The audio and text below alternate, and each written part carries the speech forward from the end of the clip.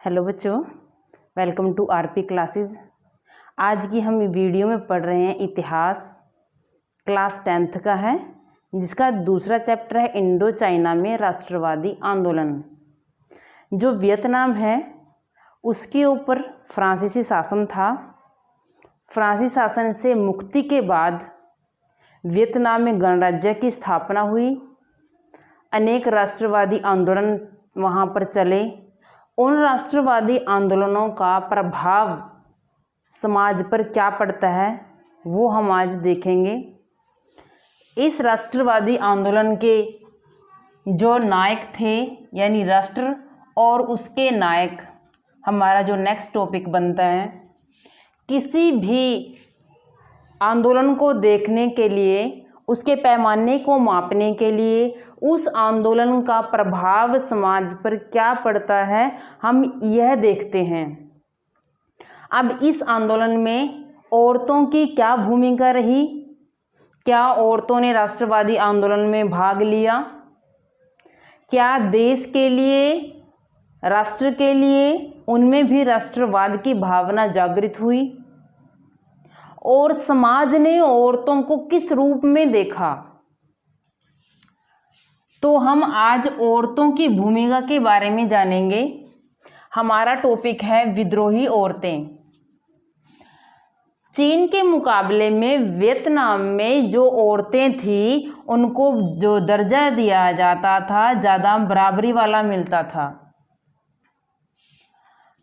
औरतें ज़्यादातर निचले तबके की औरतें, उनको लगभग पुरुषों के समान समझा जाता था। परंतु यदि कंपैरिजन किया जाए पुरुषों के साथ औरतों का, तब पुरुषों के सामने उनकी स्थिति कमज़ोर थी। आज भी वो अपने भविष्य के फैसले स्वयं नहीं ले सकती थी और ना ही उनको किसी भी सार्वजनिक सभा में भाग लेने का अधिकार था। तो क्या हुआ, जो वहाँ के उपन्यासकार थे, साहित्यकार थे, उन्होंने औरतों के बारे में लिखना शुरू कर दिया। एक ऐसे ही उपन्यासकार हुए 1930 में नाहत लिन। उन्होंने एक उपन्यास लिखा। उस उपन्यास में क्या लिखा, उस उपन्यास की जो नायिका थी वो नायिका ऐसे व्यक्ति के साथ रहने से मना कर देती है जिसके साथ उसकी जबरन शादी की जाती है। वह ऐसे व्यक्ति से विवाह कर लेती है जो राष्ट्रीय आंदोलन में सक्रिय रूप से भाग ले रहा था। उस समय जब औरतें अपने भविष्य का फैसला स्वयं नहीं कर सकती थी, यानी अपनी शादी करने का अधिकार या अन्य फैसले लेने का अधिकार उन्हें नहीं था, ऐसा उपन्यास लिखना। तो उस उपन्यास से क्या हुआ, जो वहाँ के रीति रिवाज थे, परंपराएं थी, उनके विरुद्ध बगावत हुई, उनके विरुद्ध बगावत का माहौल बन गया। लेकिन इस उपन्यास से हमें एक चीज़ और भी देखने को मिलती है कि अब औरतें अपने लिए एक ऐसा मार्ग चुन रही थी जो उनके रीति रिवाजों से उनको अलग करता था, जो समाज में उनको दर्जा देता था बराबरी वाला पुरुषों की। तब क्या होता है आगे कि जो औरतें थी अब राष्ट्रवादी आंदोलनों में भाग लेने लग गई। औरतों को आदर्श के रूप में दिखाया जाने लगा। हम आगे जो देखते हैं फिर, जो पहले क्या था, वियतनाम पर फ्रांसीसी अधिकार होने से पहले चीनी साम्राज्य का अधिकार था। उस समय औरतों की क्या भूमिका रही, यानी जो गुजरे जमाने के नायक रही हैं औरतें, हम उनके बारे में भी पढ़ेंगे। कि जो फान बोई चाऊ एक साहित्यकार हुए हैं, उन्होंने 1913 में एक साहित्य में एक नाटक लिखा, अपने साहित्य में नाटक को लिखा जो 39 से 43 ईस्वी की ट्रंग बहनें थी। उनके बारे में लिखते हैं कि जो ट्रंग बहनें थी उन्होंने चीन के जो साम्राज्य का विरोध करने के लिए उनके खिलाफ खड़ी हुई। दोनों बहनों की इच्छा शक्ति बहुत ज़्यादा मजबूत थी, दोनों बहुत ज़्यादा साहसी थी। औरतें किसी साम्राज्य के खिलाफ बोलना 1913 में लिखा गया और कब की बात है, 39 से 43 ईस्वी की, कितने सालों पहले की बात बता रहा है कि उस समय भी औरतें जो राष्ट्रवादी आंदोलन है उनमें भाग लेती थी। यह कहा जाता है कि इन्होंने जो ट्रंक पहने थी 30,000 सैनिकों की फौज जुटा ली थी। ये बहुत बड़ी बात होती है। आज हम कोई भी अपने पीछे 30 लोगों को खड़ा नहीं कर सकता और इन्होंने 30,000 सैनिकों की फौज जुटाई और क्या किया, शत्रु का सामना किया डटकर। पूरे साहस के साथ दोनों बहनों ने शत्रु का सामना किया। ये वहां हारे नहीं। उस शत्रु 30,000 सैनिक थे बेशक, लेकिन जो चीनी साम्राज्य था बहुत शक्तिशाली था, बहुत सेना थी उनके पास। वो जो 30,000 सैनिकों को बहुत जल्दी कुचल देता है। लेकिन जो ट्रंक बहनें थी उन्होंने अपना आत्मसमर्पण नहीं किया, स्वयं को खत्म कर लिया, यानी अपनी जान वहीं पर दे दी, लेकिन चीनी साम्राज्य के साथ सामने अपना आत्मसमर्पण नहीं किया। एक और आ जाती है आगे त्रियुअयु। जो त्रियुअयु है उसकी वियतनाम में आज भी पूजा की जाती है कब की, 3री शताब्दी की। त्रियुअयु 3री शताब्दी की लड़की जिसके माता पिता का देहांत बचपन में हो जाता है, अपने भाई के पास वो पलती है, बड़ी होती है, लेकिन अपने भाई के पास से भी कुछ समय के बाद वो अपना घर छोड़कर जंगल में चली जाती है। वहाँ पर चीनी साम्राज्य का जो विरोध है वो वहाँ पर रहकर उसने किया, कैसे किया, जंगल में जाने के बाद उसने अपनी सेना को मजबूत किया। वहाँ बहुत सारी सेना इकट्ठी की एक लड़की ने। एक लड़की में इतना साहस, एक लड़की की इतनी हिम्मत हुई कि उसने उस साम्राज्य के वर्चस्व को टक्कर देनी चाहिए जो उन पर बहुत सालों से कब्जा कर रखा था। उसने बहुत बड़ी फौज जुटाई और चीनी साम्राज्य के विरुद्ध युद्ध की घोषणा कर दी। वो चीनी साम्राज्य से डटकर सामना करती रही। उसके अकेले के अंदर इतना साहस था कि उसने अपनी फौज के अंदर भी साहस भर दिया, राष्ट्रवाद की भावना भर दी और उस फौज ने चीनी साम्राज्य का सामना किया। जल्दी ही वो फौज हार गई बेशक चीनी साम्राज्य से, लेकिन इसने आत्मसमर्पण न करते हुए स्वयं अपना शरीर त्याग दिया, आत्महत्या ही कर ली, लेकिन उनके सामने नहीं झुकी। तो इसको जो त्रियुअयु है, उस समय जब वियतनाम में फ्रांसीसियों के खिलाफ राष्ट्रवादी आंदोलन चल रहे थे, इसको देवी के रूप में राष्ट्रवादियों ने प्रस्तुत किया, एक आदर्श के रूप में प्रस्तुत किया कि किस प्रकार हमारे ही महिलाओं ने देश में अपने देश की सुरक्षा के लिए राष्ट्रवादी आंदोलनों में भाग लिया और शत्रु का डटकर सामना किया। आज भी त्रियुअयु की वहां पर वियतनाम में पूजा की जाती है। तो हम आगे देखते हैं, हमारा अगला टॉपिक बनता है योद्धा औरतें। 1960 के दशक में जो वियतनाम है वहाँ के साहित्यकार, उपन्यासकार या नाटककार अब औरतों को योद्धा के रूप में प्रस्तुत करने लगे। वो उनको क्या कहते थे, किस रूप में कह रहे थे कि जो युवा बहादुर हैं और समर्पित जो औरतें हैं या समर्पित जो योद्धा है उनके रूप में उन्होंने चित्रित किया। जब औरतों को योद्धा के रूप में चित्रित किया गया, उन्हें क्या कहा गया, जब ये औरतें राइफल उठाती हैं, हथियार उठाती हैं, तब गौरव महसूस करती हैं। अपने देश के प्रति निस्वार्थ भाव से प्रेम करने की वजह से ये शत्रु का डटकर मुकाबला करती हैं। ऐसे उस समय साहित्यकारों ने, नाटककारों ने ऐसा औरतों को इस रूप में प्रस्तुत किया कि ये अगर पहरेदार औरतें हैं, जो वहाँ के जेट विमान हैं, उनसे क्या करती हैं, लड़ती हैं, उनको भी मार गिराती हैं। जो औरतें हैं वो सैनिकों को मार रही हैं, वो अपने देश के लिए हर रूप से समर्पित हो रही हैं। एक ऐसी ही महिला है नगुयेन थी सुआन। इस महिला के बारे में क्या कहा गया कि इसके पास 20 गोलियां थी और उन 20 गोलियों के सहारे इसने जेट विमान को मार गिराया। ये औरतों की बात हो रही है किसी बड़े बड़े सैनिकों की बात नहीं हो रही कि 20 गोलियों के जो सहारे था इसने एक जेट विमान को मार गिराती है। उस समय की औरतें क्या थी? योद्धा भी थी और साथ में कामगार भी थी। इन महिलाओं के एक हाथ में तो हथौड़ा था, यानी कामगार महिलाएं थी, और दूसरे हाथ में राइफल थी, क्योंकि ये योद्धा औरतें थी। जब वियतनाम में बहुत ज़्यादा सैनिक मारे जा रहे थे, सैनिकों की कमी हो रही थी, तब वियतनाम की सरकार ने औरतों को क्या आह्वान किया कि सेना में भर्ती होने का आह्वान किया, और औरतों ने क्या लिया? इस आह्वान को गंभीरता से लिया।